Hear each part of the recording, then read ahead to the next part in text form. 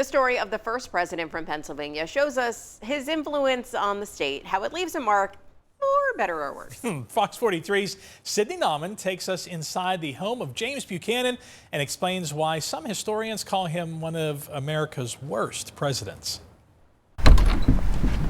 Time has been kind to this house. Inside President James Buchanan's Wheatland property in Lancaster County, the floors still hold, and the furniture sits as it did when America's 15th president lived here. We're very fortunate here at Wheatland in that it's one of the most documented presidential homes of that time period.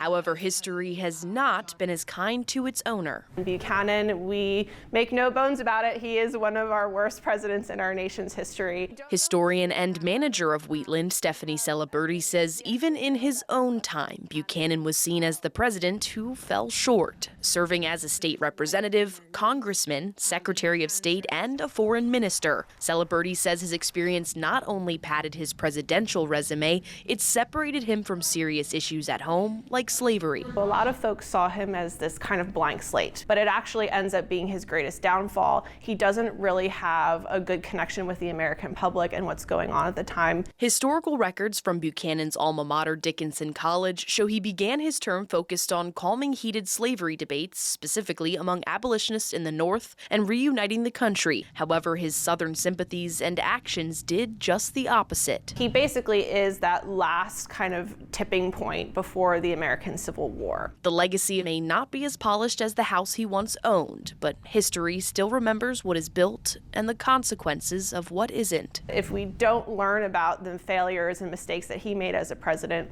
we're not going to be able to kind of move forward as a nation. As the day ends and Wheatland's doors close, so does Buchanan's chapter in history, leaving behind the floors and furniture that stood the test of time and lessons of a president who didn't.